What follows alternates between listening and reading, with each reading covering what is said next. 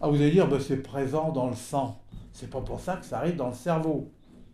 Certes, mais il faut savoir que le cœur, à chaque contraction, envoie vers le cerveau non pas un quarantième de ce débit, comme le voudrait le poids du cerveau, qui ne représente qu'un quarantième du poids du corps, un quart de ce débit. Le cerveau est le grand privilégié, le grand gâtounet du système. Et ainsi, c'est avec ce bel enthousiasme que le sang, chargé de tétrahydrocannabinol, arrive vers le cerveau. Oui, mais direz-vous, entre le rez-de-chaussée, le corps, et le premier étage, le cerveau, il y a une frontière, une barrière qui choisit les substances ayant vocation à entrer ou à ne pas entrer, la fameuse barrière hémato-encéphalique. Eh bien, pas pour le tétrahydrocannabinol.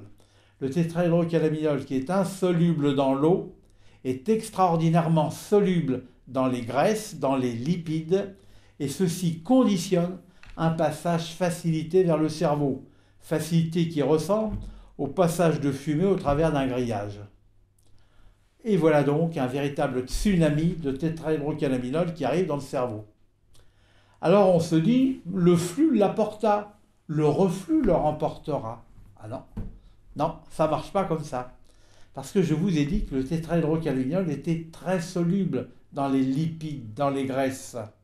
Et dès lors, quand il est entré dans le cerveau, après avoir cheminé entre les cellules nerveuses, les neurones, les cellules gliales, qui est le tissu d'enveloppe, eh bien il ne repart pas, mais il va se dissoudre dans ces lipides. Quand je parle du cerveau, trivialement, je dis notre mode de beurre. Pour les plus âgés d'entre vous, souvenez-vous de la période où nous mangions des cervelles meunières, cervelles de mouton. C'était bon, c'était gras. Oui, le cerveau est très riche en graisses, en lipides, très spécifiques d'ailleurs, qui font que le tétrahydrocannabinol se stocke dans ces lipides. Pour faire une image, c'est un peu comme sur une plage de l'Atlantique à la belle saison. Le sable est sec. Et vous voyez la vague se répandre sur la plage, mais ne pas repartir, être bu par ce sable sec.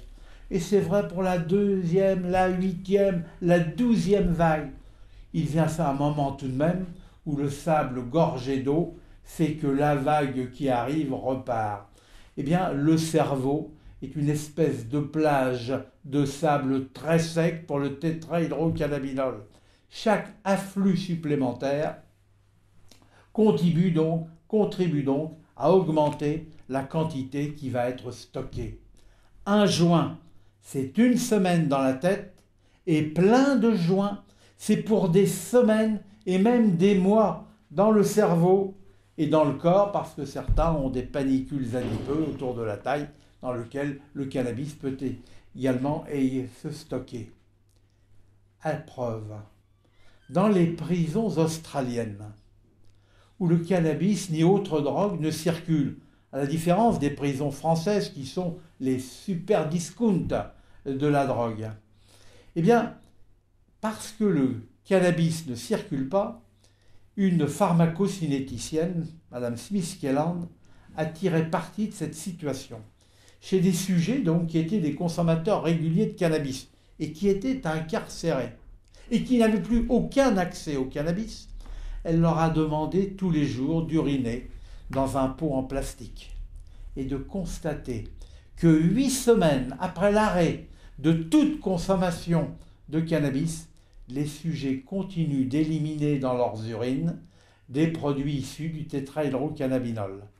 Oui, le sable qui s'en est gorgé, comme on l'a vu tout à l'heure, dans l'intervalle des marées, se vide et l'on voit des petits ruisseaux arriver vers le large. Et bien de la même façon, pendant toute la période qui suit l'arrêt de cette consommation, le tétrahydrocannabinol se détache du cerveau, passe au niveau du foie qui le transforme en des dérivés hydrosolubles, solubles dans l'eau, qui alors et alors seulement peuvent filtrer au niveau du rein, se retrouver dans les urines et dans les égouts de la ville.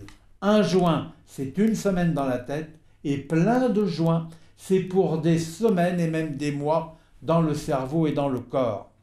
Le cannabis n'est pas une drogue douce, le cannabis est une drogue lente, très lente. D'ailleurs, un problème au plan médico-légal, tel sujet est à l'origine d'un accident. Si on trouve dans ses urines des cannabinoïdes, on ne sait pas si c'est une consommation toute récente ou si c'est une consommation qui est nettement antérieure.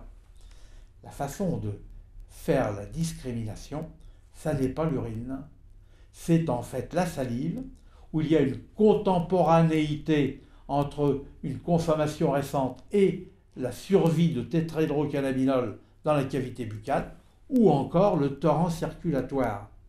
Quand le cannabis qui était présent dans le sang en disparaît, ça n'est pas pour aller dans les égouts de la ville, je vous l'ai dit, c'est pour aller se stocker dans ce château d'eau, ou pardon, de tétrahydrocannabinol qui est notre cerveau.